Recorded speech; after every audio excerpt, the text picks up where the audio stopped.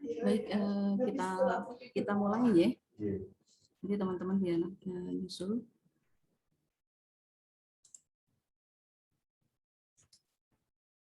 Baik, bismillahirrahmanirrahim. Assalamualaikum warahmatullahi wabarakatuh. Waalaikumsalam warahmatullahi wabarakatuh. Baik, untuk kesempatan kali ini pertama kita memanjatkan rasa puji syukur alhamdulillah kepada Allah Subhanahu wa taala karena dengan limpahan rahmatnya kita bisa bertemu di sini. Salawat salam semoga tercurahkan kepada Rasulullah SAW yang akan kita harapkan syafaatnya di yaumul qiyamah nanti. Amin. Bagaimana kabarnya pagi ini? Semua dalam keadaan sehat walafiat ya? Alhamdulillah Bu, sehat. Alhamdulillah. Ya, alhamdulillah sehat, masih bisa terus dengan aktivitasnya. Ini ada hikmahnya, ketemu di dunia maya, jadi bisa sambil mengerjakan yang lainnya ya. Tapi kalau sudah luring, maka benar-benar harus stay gitu ya pertemuannya. Baik, kita akan melanjutkan di bab 1 kemarin sudah kita singgung sedikit ya. Nah, kita melanjutkan ke peristilahan dan ruang lingkup bahasan. Jadi masih di bab 1 sebenarnya kita belum masuk ke bab selanjutnya.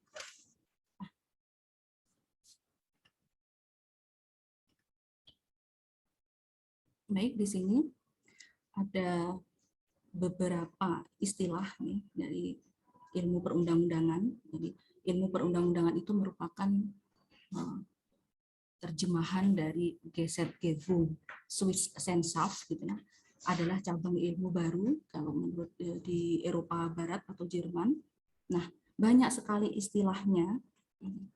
Istilah lainnya ada Wettgewenswissenschaft, kemudian ada Science of Legislation, kemudian ada Gesetzgebungslehre, ada Gesetzgebungswissenschaft, dan masih banyak sekali. Kemudian kalau ada pakar kita, Hamid ini menyatakan ilmu perundang-undangan.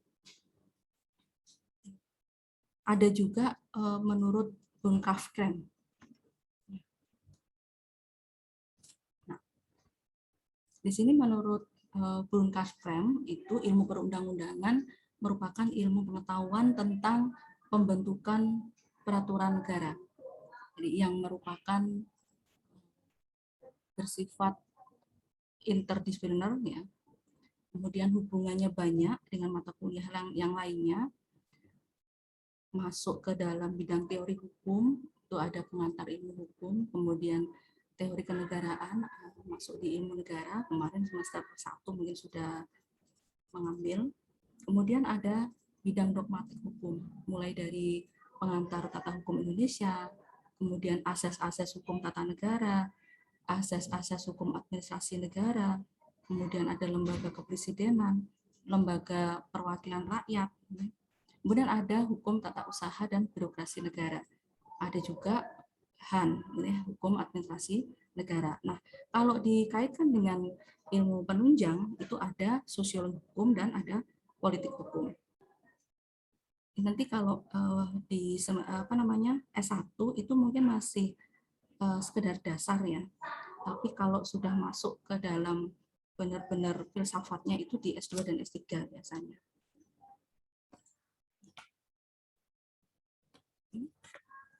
Teori perundang-undangan itu berorientasi pada mencari kejelasan dan kejernihan makna, yaitu pengertian-pengertian dan sifat kognitif. Dengan kata lain, apabila aspek kognitif itu merupakan aspek yang berkaitan dengan nalar dan proses berpikir, yaitu kemampuan dan aktivitas otak untuk mengembangkan kemampuan rasional.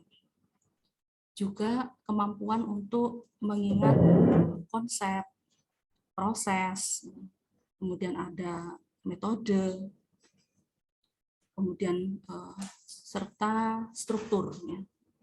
Jadi kalau kita berbicara tentang hukum itu nanti akan masuk ke semuanya itu. Nah, pemahamannya itu komprehensif ya. Aspek ini lebih tinggi daripada aspek pengetahuan.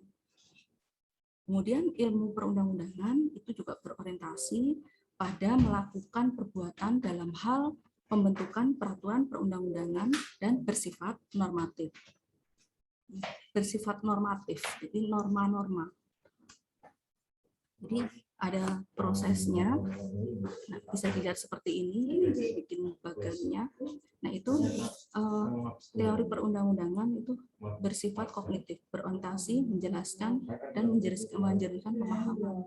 Kemudian bersifat normatif. Kemudian di bawahnya ada normatif itu melakukan perbuatan. Misalkan dasar perundang-undangan, prosesnya seperti apa, proses perundang-undangan seperti apa, seperti itu. Nah, selanjutnya untuk peristilahan dari perundang-undangan. Jadi bisa dikatakan bahwa legislation, perundang-undangan dan pembuatan undang-undang, ada fact given, undang-undang dan keseluruhan daripada undang-undang negara. Kemudian ada Gesetzgebung atau perundang-undangan. Nah, kemudian ada weight giving. Maksudnya weight giving di sini dimaksud dengan perundang-undangan merupakan proses pembentukan dan proses membentuk peraturan negara, baik itu di tingkat pusat maupun di tingkat daerah. Selanjutnya ada perundang-undangan, jadi segala peraturan negara yang merupakan hasil pembentukan peraturan baik di tingkat pusat maupun di tingkat daerah. Nah, ini menurut Bagirmanan, peraturan perundang-undangan adalah setiap keputusan tertulis yang dikeluarkan pejabat atau lingkungan, ya, lingkungan jabatan yang berwenang. Jadi aturannya bersifat mengikat. Maaf. Merupakan aturan-aturan tingkah laku yang berisi hak, kewajiban, fungsi, status, dan atau suatu tatanan. Merupakan peraturan yang mempunyai ciri-ciri umum atau abstraknya, di mana tidak mengatur atau tidak ditujukan pada objek peristiwa atau gejala konkret tertentu. Selanjutnya, peraturan perundang-undangan adalah dengan mengambil pemahaman dan dalam kepustakaan Belanda. Jadi sampai dengan hari ini mungkin kita masih kodifikasi Belanda ya, kolonial Belanda. Jadi kita belum mengadakan, kemarin sudah ada perancangan KUHP, tapi kenyataannya sampai dengan hari ini masih belum. Nah, kemudian kalau dengan mengambil keputusan, mengambil pemahaman dalam kepustakaan Belanda itu, di mana peraturan-peraturan perundang-undangan lazim itu disebut dengan wet-in material change. Jadi bahasanya semua hampir bahasa Latin ya, karena masih mengambil dari Belanda.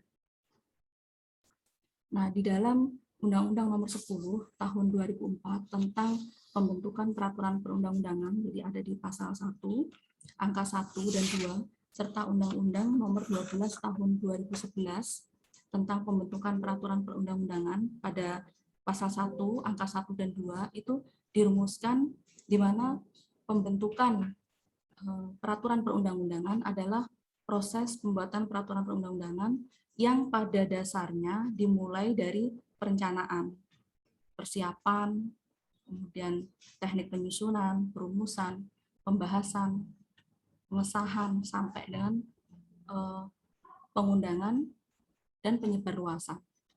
Kemudian peraturan perundang-undangan adalah peraturan tertulis yang dibentuk oleh lembaga negara atau pejabat yang berwenang, mengikat secara keseluruhan. Di sini hubungan dari ilmu perundang-undangan, dengan hukum administrasi negara. Kita lihat terlebih dahulu definisi dari hukum administrasi negara.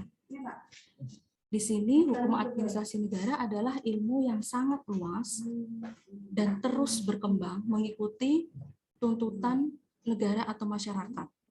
Sehingga lapangan yang digali pun ya, sangat luas dan beraneka ragam dan campur tangan dari pemerintah dalam kehidupan masyarakat. Nah, di dalam pembentukan hukum nasional dapat diartikan dengan pembentukan hukum tidak tertulis yang berwujud hukum. Jadi ada kebiasaan dan hukum ada yang berlaku dalam masyarakat adat. Dapat juga diartikan pembentukan hukum tertulis yang dibentuk oleh lembaga-lembaga yang berwenang, yang berwujud peraturan perundang-undangan, yang bersifat legislatif maupun bersifat administratif. Okay. Nah, selanjutnya dari apa yang kita dengar itu biasa kita mendengar ini pepatah. Kita sering mendengar seperti ini. Ada pepatah mengatakan hukum itu ada untuk dilanggar. Dan hukum adalah produk dari politik. Coba di sini kita sharing ya. Apa sih sebenarnya yang dimaksud dari pepatah ini? Monggo bisa karena kita sharing berarti panjenengan semua menyampaikan pendapatnya. Ya. Dimulai dari siapa? Monggo. Biar rame nih, lama ini kita diam-diaman gitu ya. Di grup juga diam-diaman.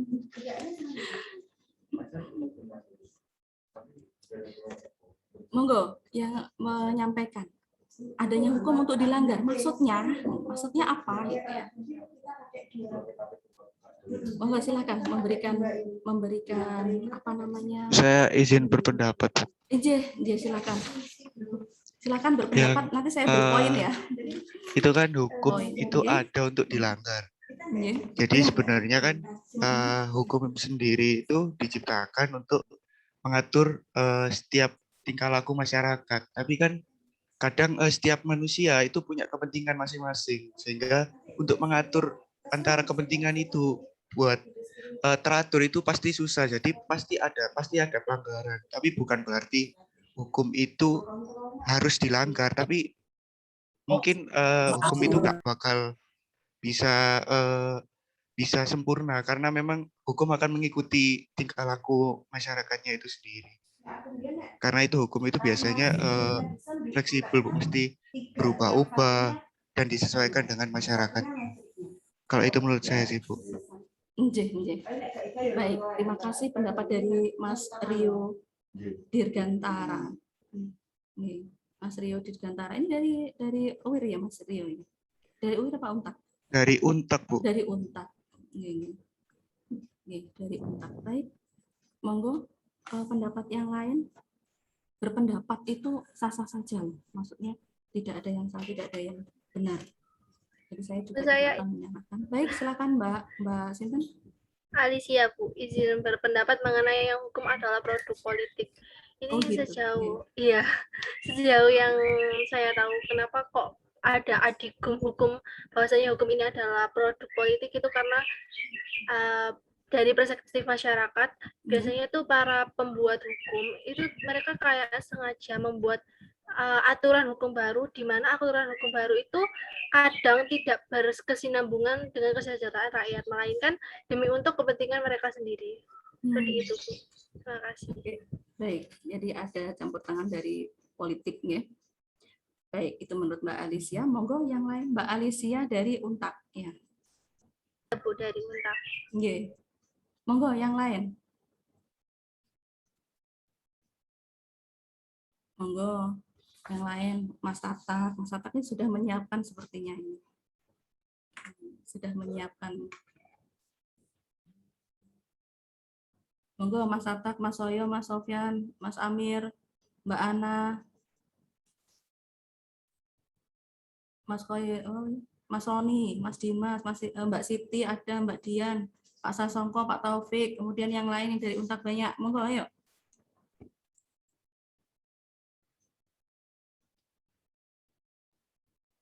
Monggo, pripun? Jadi tadi satu sudah adanya hukum untuk dilanggar, sudah ada yang menyampaikan pendapatnya. Kemudian yang satunya tadi berbicara tentang hukum adalah produk politik.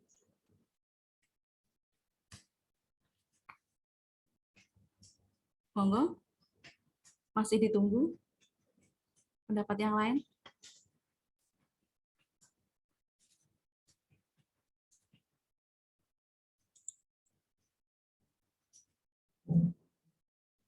Mas Erlandi mau menyampaikan pendapatnya?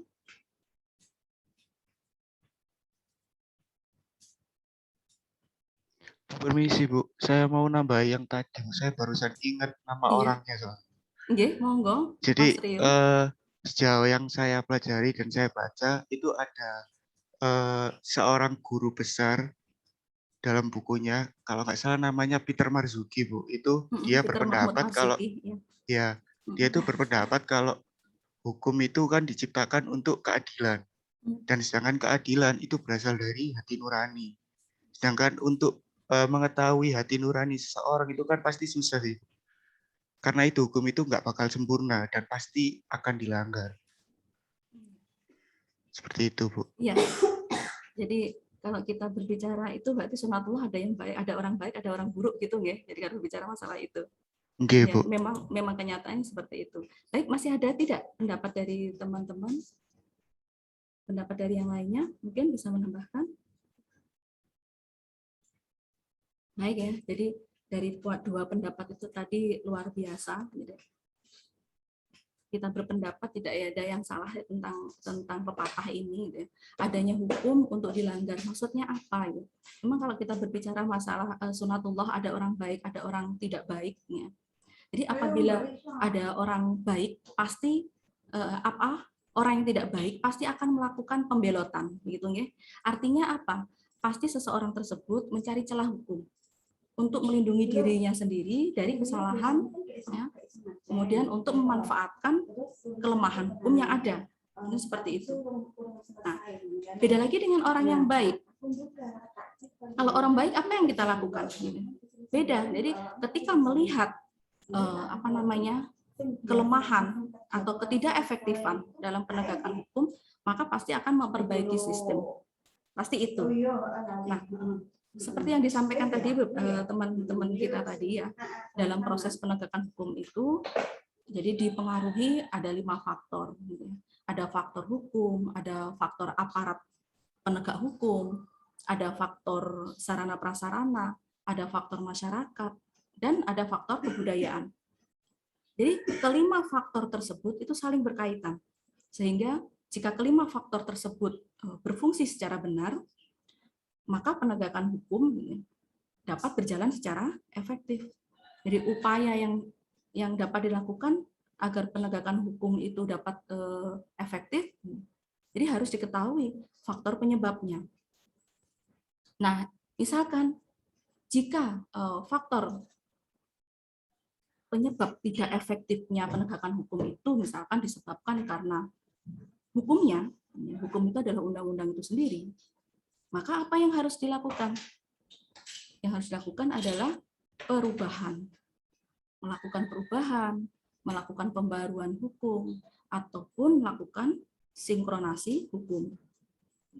Dan apabila penyebab ketidakefektifan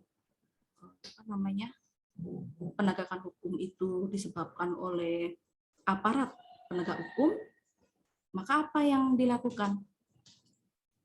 Peningkatan kualitas, misalkan peningkatan kemampuan aparat penegak hukum melalui apa? Melalui pendidikan, pelatihan, gitu. Kemudian peningkatan integritas, moral, sikap, dan perilaku ke arah yang lebih baik. Ini salah satunya seperti itu. Nah, apabila penyebab tidak efektifnya itu adalah saspras, sarana atau fasilitas, maka perlu ditingkatkan peningkatan baik dari segi kualitas maupun kuantitasnya. Bagaimana kalau produk hukum